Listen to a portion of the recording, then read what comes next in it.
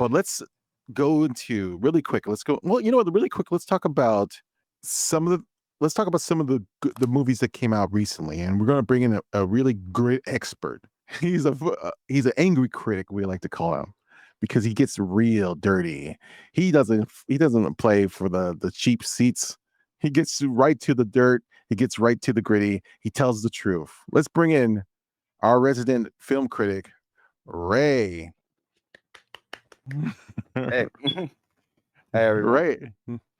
Uh, Ray, you are a film nerd. Is that okay to say? I mean, I guess so. Yeah, I believe And so. I would say like you probably watch films more in 1 month than most people do in a whole year, right? Um, sure. I believe that is uh, true. I mean, your major pastime is to go to the movies like every weekend and watch the kind of the latest releases. Yeah, I always And try to it's see like what's new and just really just kind of be part of the conversation because I don't want things to get spoiled. So I Mhm. always try to see what's new and try to see it as soon as possible. Well, it being Well, real summer. quick, I got Yeah, a go ahead. question. You'll watch a movie because you hear it's good, but will you also watch it because you hear it's horrible?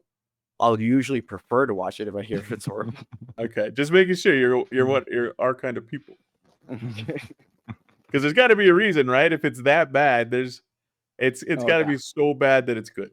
Like maybe they're doing it on purpose. It's ridiculous for a reason. Well, but also with like the reviews these days with critics, it's kind of just like hard to really kind of read what they're really trying to say because Mhm. it feels like a lot of times critics are just kind of all kind of agreeing with one another and um, reviews are I think just are just kind of basic like the ones you see online these days. So you kind of have to see movies for yourself these days. Yeah, it seems like a lot of them are reviewing based on other people's reviews. I don't think Mhm. all of them are even watching them. You know what I mean? They want to It feels that be, way.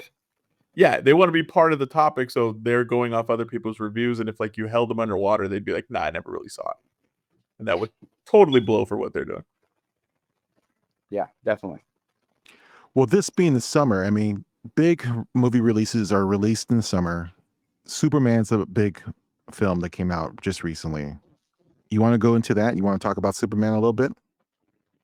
Um, I mean, I don't have a ton to say about the movie without like really going into it and like Mhm. going into spoilers and all that.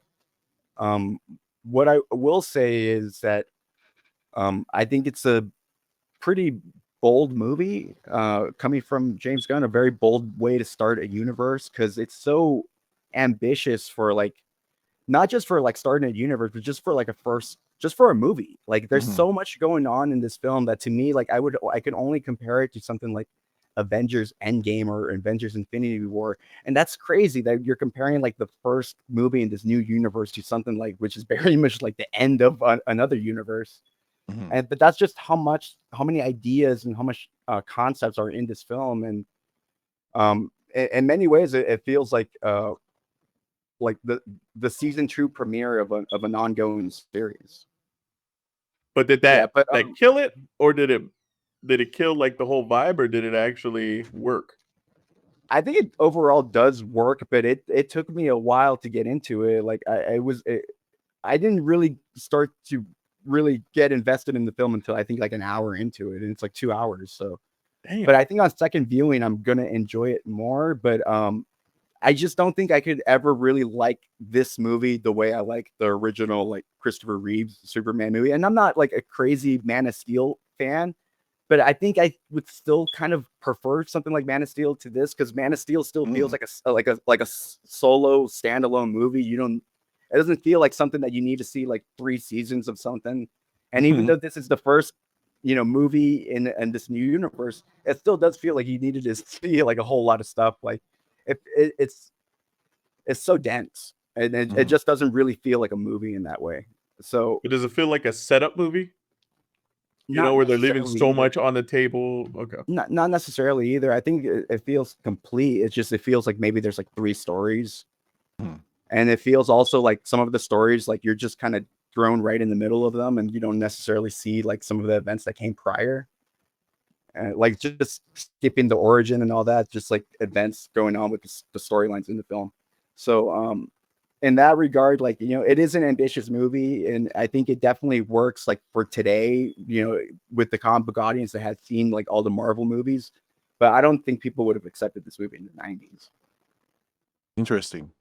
But Yeah. is it because the audiences now are more accustomed to the world Absolutely. building? Yeah, absolutely, absolutely. It's like it's something completely different. You know, movies, these type of movies aren't what they used to be, for better and worse.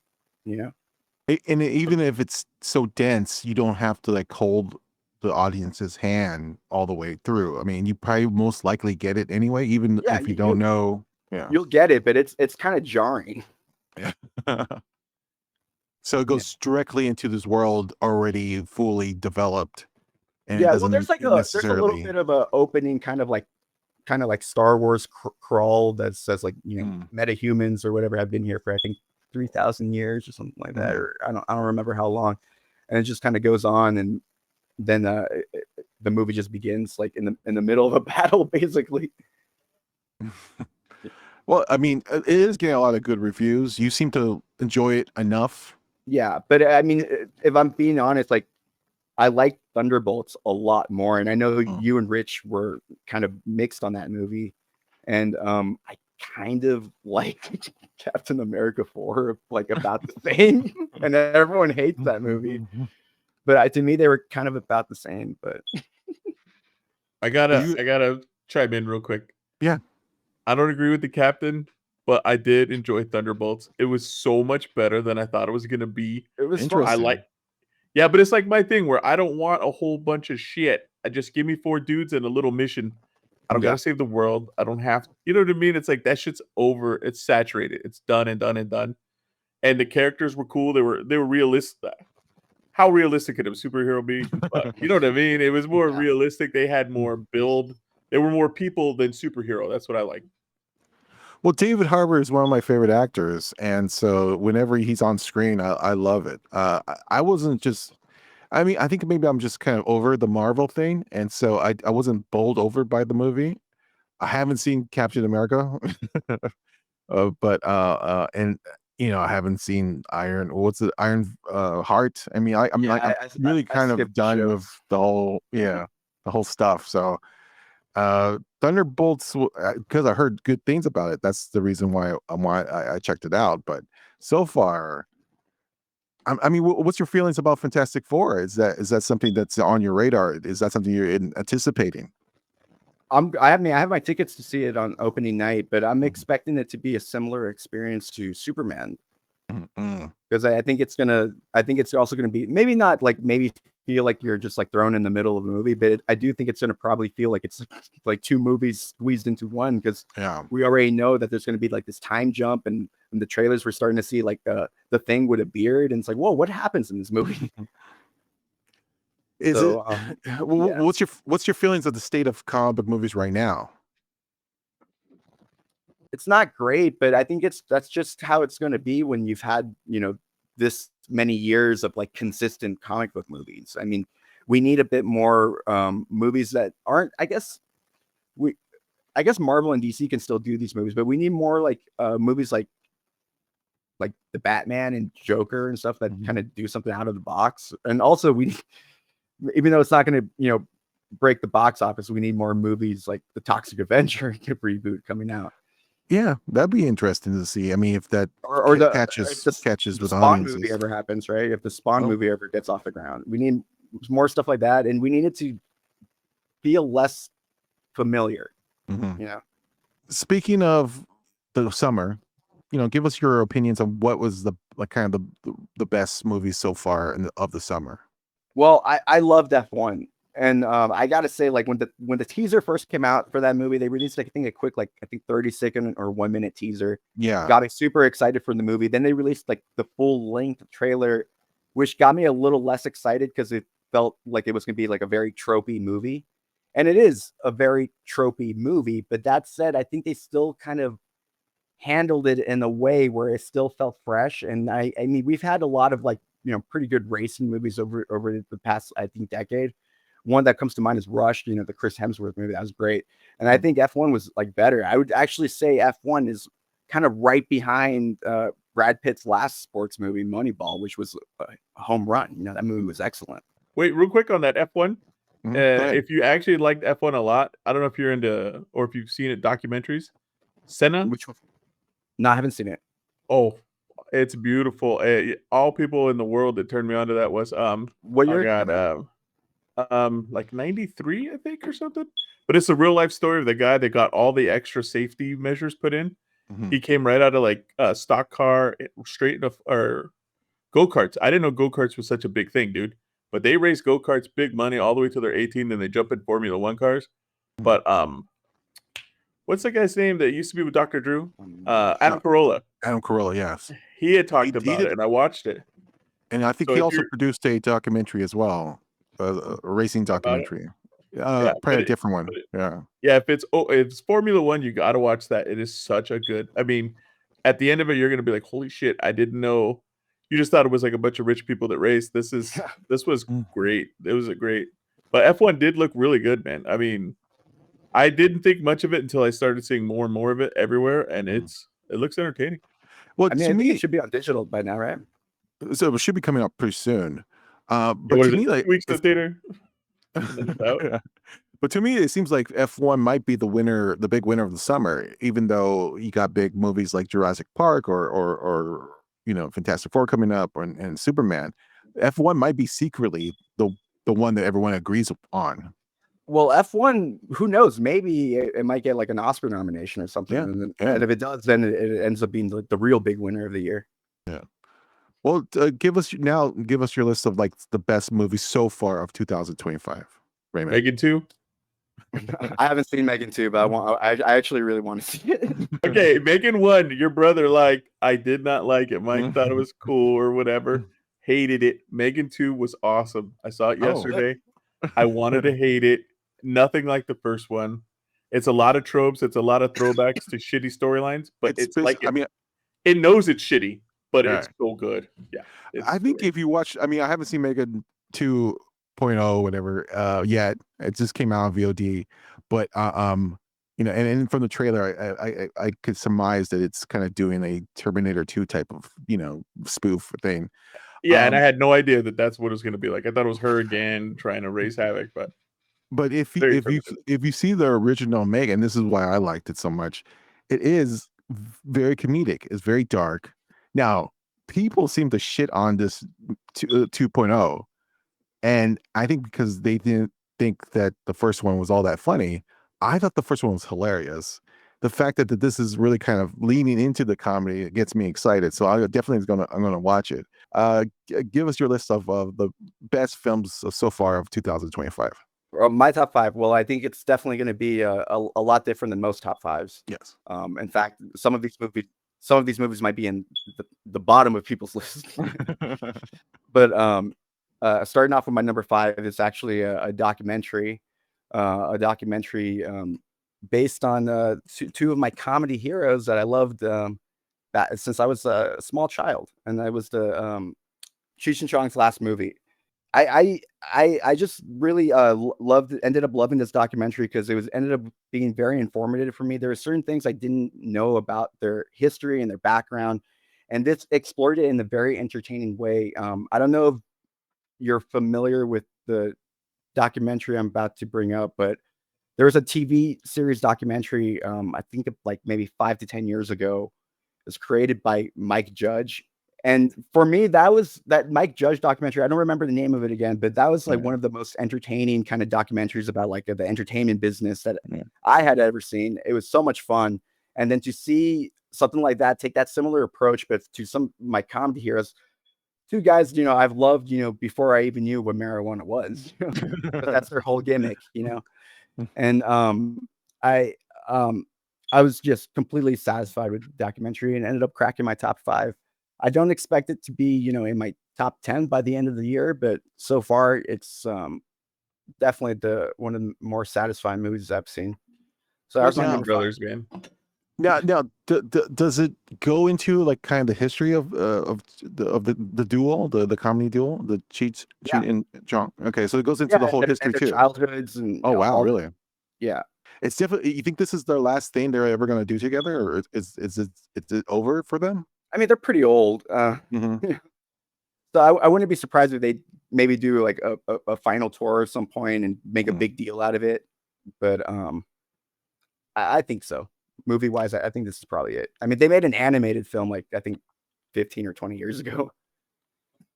Yeah, that's definitely not going to be on a lot of people's list. Yeah. From I don't think a go. lot of people saw it. All right, what was number 4 for you?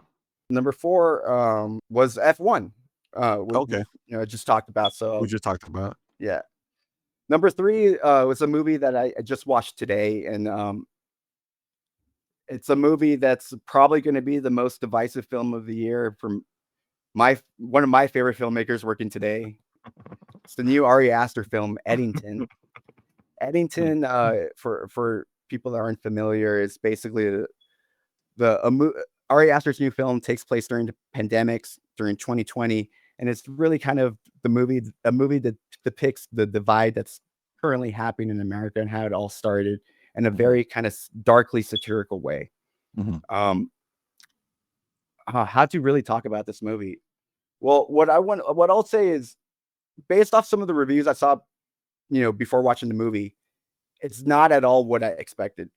And in fact, for the first 2/3 of the movie, I was like, "Oh, I think Ari Aster maybe made his most accessible movie or something like that." And in oh, fact, for the first 2/3, I was like, "I think Mike's gonna really like this movie. I think this might be the first Ari Aster movie Mike likes." And then the mm, third act happens, and I'm like, "Oh, this might be, this is gonna be the one that Mike really hates more than any of them." Like, the third act goes in some places that it's definitely gonna piss people off, and, but it wraps together in a way that I personally found so satisfying and kinda comments on so many things that, uh, have have been very prominent in, I guess, in politics and stuff over the past couple of years, and mhm, especially on online politics, and, uh, pundits and stuff like that. mhm. And, yeah, I don't wanna give too much away, but I loved it. I think it's a masterpiece. I think 20 years from now, people are gonna really like the movie. I think just right now, it came out too soon. You know what I mean? Mhm.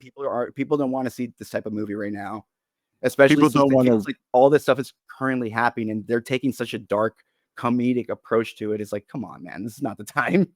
and people don't want to relive COVID again, Yeah, especially in a a movie form, and go to the theaters and kind of do that.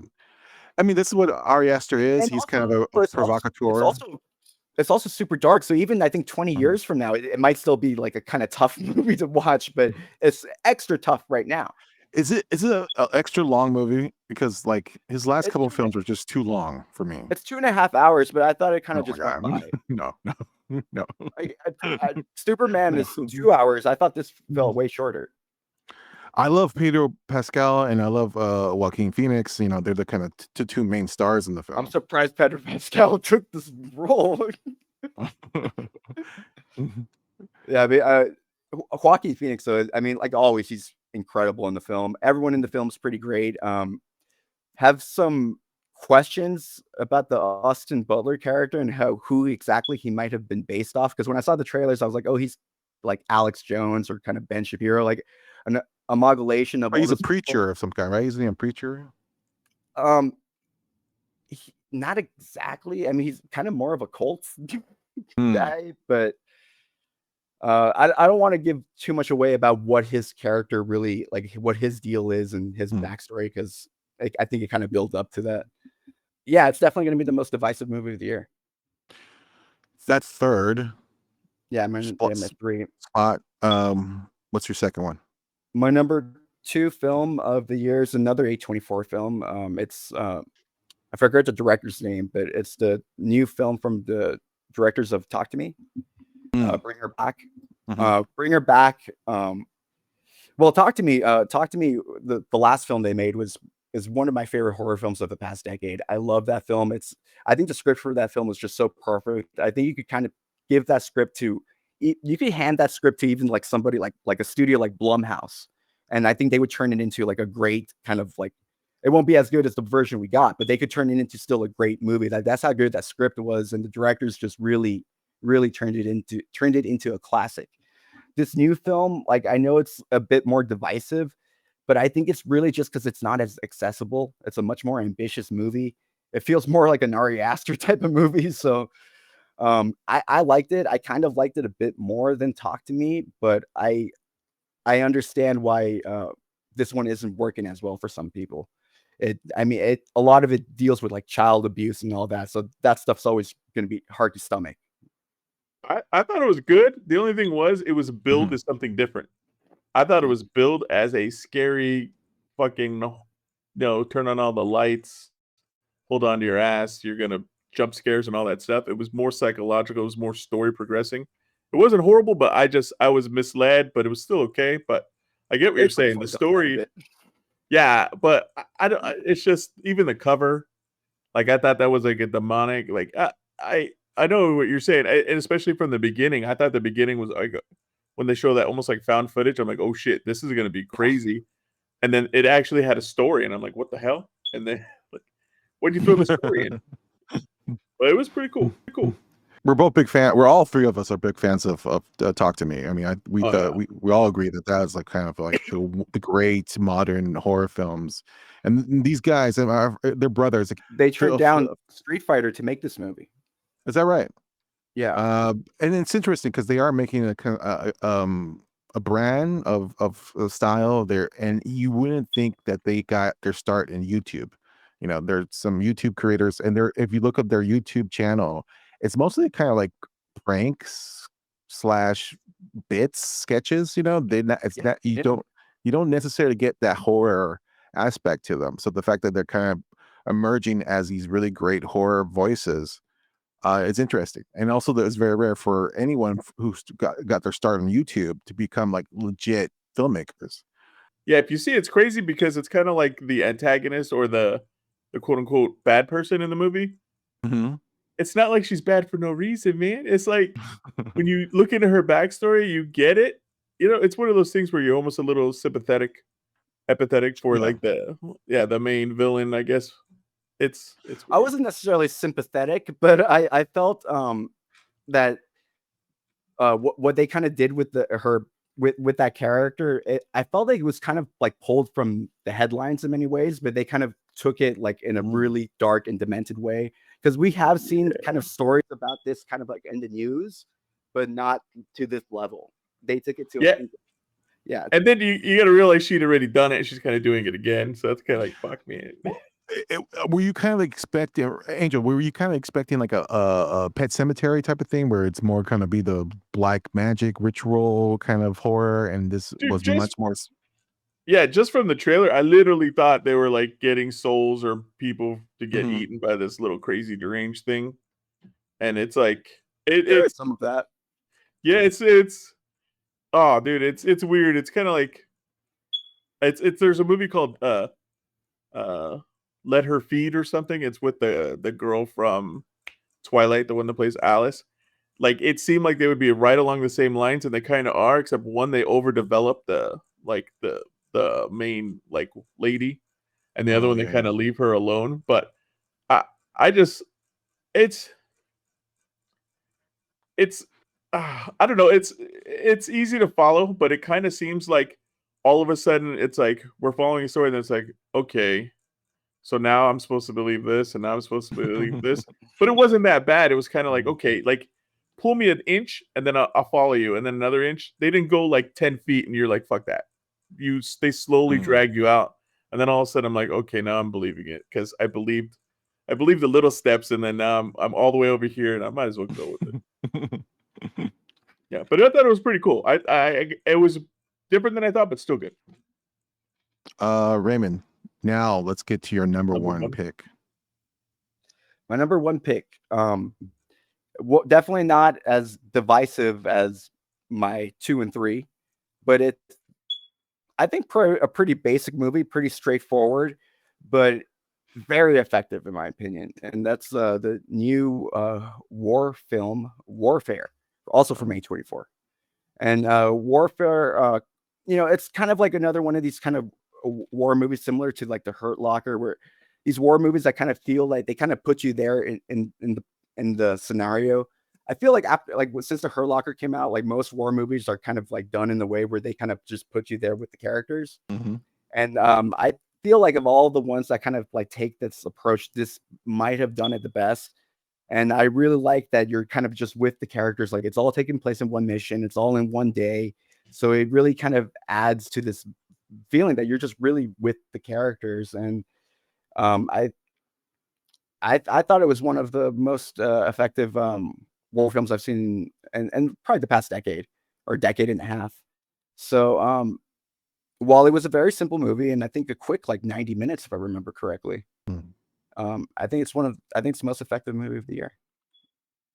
Yeah. Now, would you agree that it seems like the newer movies, like you were talking about Hurt Locker and this, they're more anti-war than the movies we grew up with in the 80s and 90s, where it's like, hey, let's go to war and kick everybody's ass.